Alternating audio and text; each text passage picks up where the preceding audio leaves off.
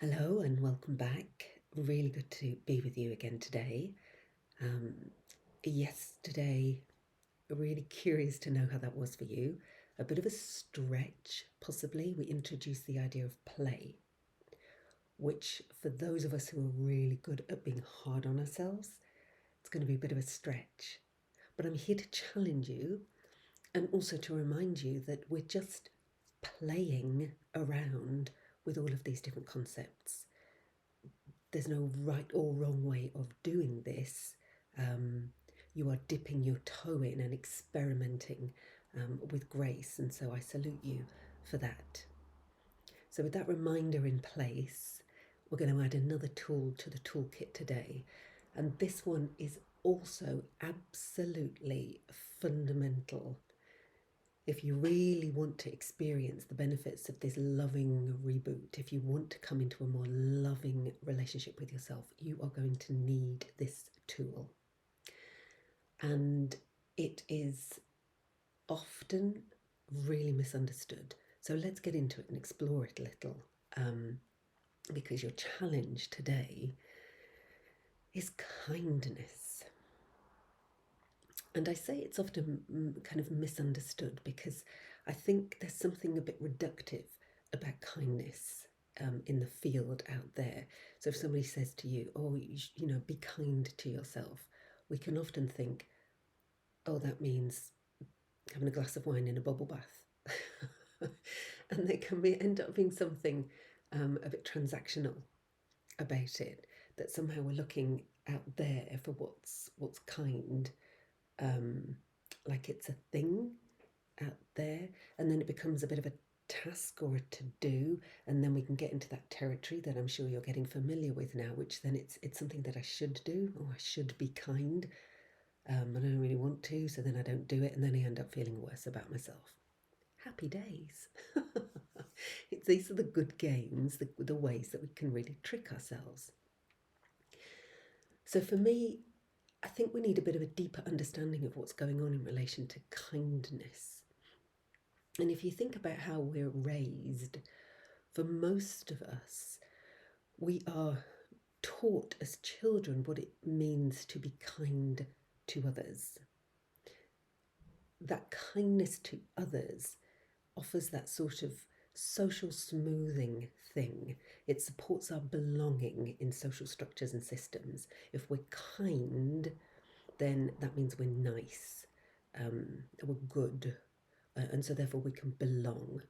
And whether that's our parents, our teachers at school, um, kindness is kindness for others is rewarded. We get a stroke, a psychological stroke. But what's missing from that picture is kindness to self.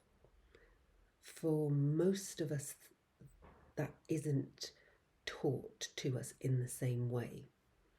And in fact, it can often be the converse, is that it's kind of taught out of us. It may be that for me, the way that I could be really kind to myself as a child was to take myself off in the corner of a room and read a book for hours. But that was discouraged. It seemed to be it was selfish, or I needed to go out and play and be in the world. So you start to get these messages that what's kind for me isn't valued, it's not appreciated, I have to kind of do it on the sly. So reintroducing kindness, I think, needs us to sort of calibrate our understanding of what that means. And not least because being kind to myself means thinking about myself, being really curious about what I need, valuing myself enough to meet that need, and to do all of that holding the understanding that what I need may be in conflict with what somebody else needs from me at that moment. And that for me is where it can be quite sticky and quite tricky. But understanding that gives us a really good base level. And what I mean by that is, if we're back to the scenario of I should have a bubble bath, but I haven't had a bubble bath, and then I end up feeling bad about it. It's like, yeah, this stuff is hard.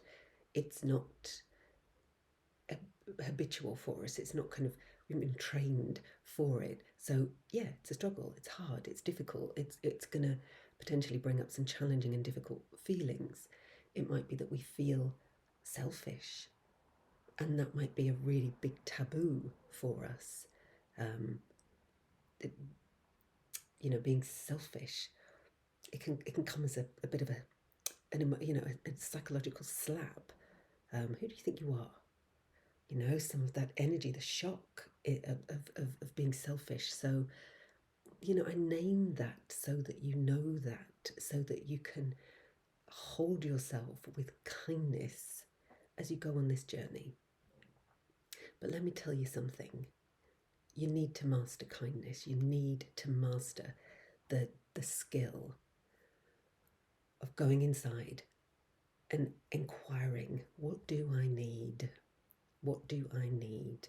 There is no way to come into a loving relationship with yourself if you don't start to even be curious about what it is you need.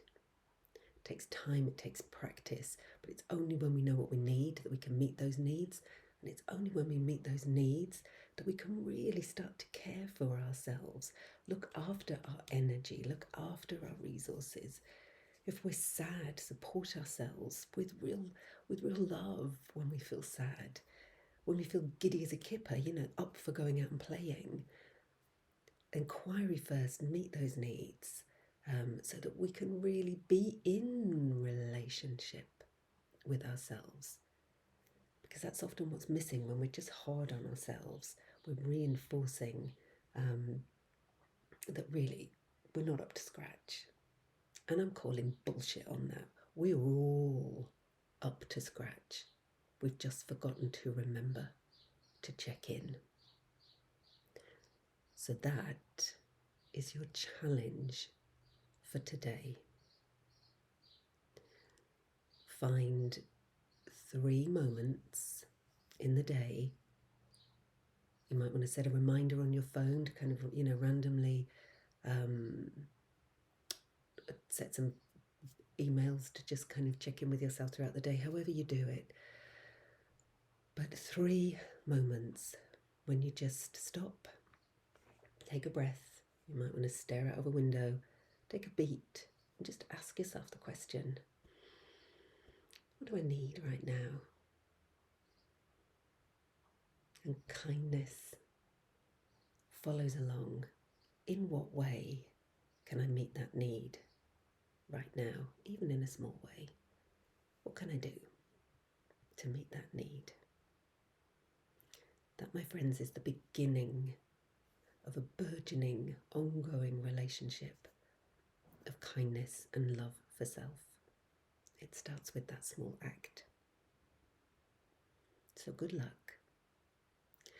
And of course, if you want to do more than 3, you're not going to hear a no from me. If you really want to run with it, you can't have too much of this stuff. So see how you go. Go well, you're a wonder, and I'll see you tomorrow.